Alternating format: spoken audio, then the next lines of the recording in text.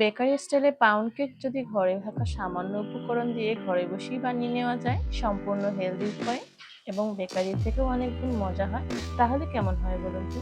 আমার recipe follow করে আপনিও ঘরে বসেই বানিয়ে ফেলতে পারবেন মজাদার এই কেক। থাকছে কিছু টিপস অ্যান্ড ট্রিক্স, তাই ভিডিওটি স্কিপ না করে সম্পূর্ণ ভিডিও দেখার অনুরোধ রইল।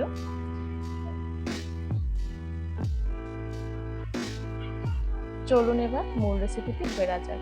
এখানে আমি প্রথমেই উপকরণগুলো পরিমাপ করে নেব। প্রথমে আমি ডিমগুলোকে পরিমাপ করে নিচ্ছি। ডিমগুলো পরিমাপ করার একটাই কারণ, যেই পরিমাণে ডিম দিয়ে আমি কেক রেডি করব সমস্ত উপকরণ আমাকে একই পরিমাণে নিতে হবে। এজন্য আমি ডিমটাকে আগে থেকে পরিমাপ করে নিচ্ছি। 250 গ্রাম ডিম হয়েছে এখানে, এজন্য আমি এখানে 250 গ্রাম তেল দিয়ে দেবো। এখানে 250 গ্রাম লাগবে না, আমি 200 গ্রাম তেল দেবো। এটাকে আপনারা তেলের পরিবর্তে বাটার দিয়েও করতে পারবেন, অথবা হাফ বাটার হাফ তেল দিয়ে করতে পারবেন। 200 গ্রাম তেল নিতে পারেন, অথবা 100 গ্রাম তেল 100 গ্রাম বাটার দিয়ে করতে পারেন। এখানে আমি 200 গ্রাম তেল নিয়ে নিলাম। এরপর নিয়ে নেব 250 গ্রাম চিনি। ডিমের পরিমাণটা 250 গ্রাম ছিল, এজন্য আমি চিনিটা 250 গ্রাম দিয়ে নেব।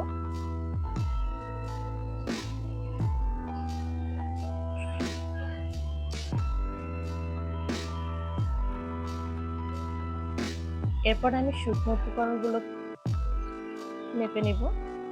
এখানে আমি 250 গ্রাম শুকনো উপকরণ অ্যাড করব, এজন্য আমি এখানে 200 গ্রাম ময়দা দিয়ে দেব এবং 50 গ্রাম কর্নফ্লাওয়ার দিয়ে দেব, আর 1 টেবিল চামচ বেকিং পাউডার দিয়ে দেব। এবার সমস্ত উপকরণগুলোকে আমি চেলে নিব, সেলে এক সাইডে রেখে দেব। এরপর আমি চিনিটাকে ব্লেন্ড করে নিয়েছিলাম যাতে খুব সহজে তেলের সাথে মিশে যায়।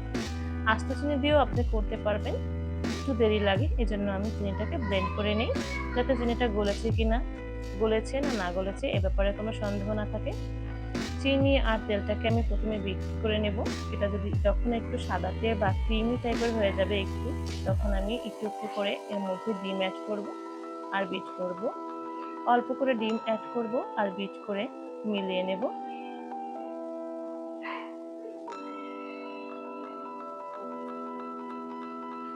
ভিডিওটি ভালো লাগলে ফলো দিয়ে অবশ্যই পেজের পাশে থাকবেন, আর যারা ইউটিউব থেকে দেখছেন তারা অবশ্যই চ্যানেলটি সাবস্ক্রাইব করে দিয়ে পাশে থাকা বেল আইকনটি অন করে দেবেন। নতুন ভিডিও তো সবার আগে আপনার কাছে পৌঁছে যাবে। এরপরে দিয়ে নেবে একটু ভ্যানিলা এসেন্স। এখানে আমি 1 টেবিল চামচ মতন ভ্যানিলা এসেন্স অ্যাড করছি সুন্দর একটা ফ্লেভার আনার জন্য।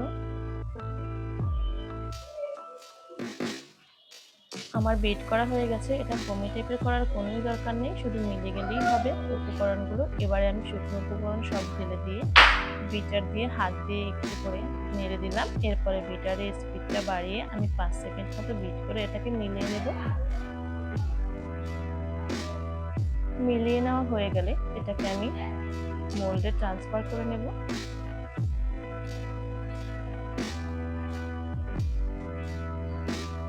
এখানে আমি মোল্ডের অর্ধেক পরিমাণে আমি ব্যাটার নিয়ে নেব, ট্যাপ করে দিব, সাসলিকে কাঠি দিয়ে একটু নেড়ে দিব যাতে ভিতরে বাবলস ক্রিয়েট না হয়।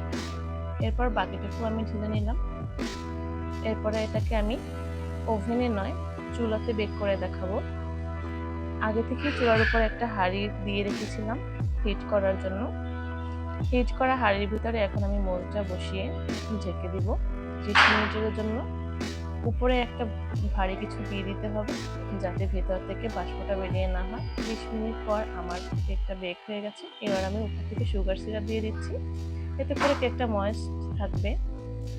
সুগার সিরাপ দেওয়ার পর সুগার সিরাপটা সোক করার জন্য একটু টাইম দিতে হবে, কিন্তু এখানে আমি সময় নিইনি, সাথে সাথেই আমি মোল্ড আউট করে ফেলেছিলাম। এই জন্য উপরটা একটু ভেজা ভেজা মনে হচ্ছে, কিন্তু কোনো প্রবলেম নেই। এই তো এবার আমি কেটে দেখাচ্ছি ভেতরটা কতটা সফট হয়েছে। বেকারি থেকে দেখতে কোনো অংশেই খারাপ হয়নি, কিন্তু বেকারি থেকে খেতে অনেক গুণ বেশি মজা হয়েছে।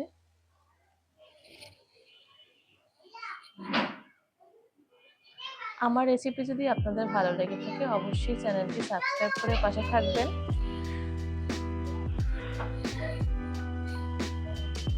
দেখতেই পেলেন 5টি ডিম দিয়ে আমি কতগুলো কেক তৈরি করে ফেললাম।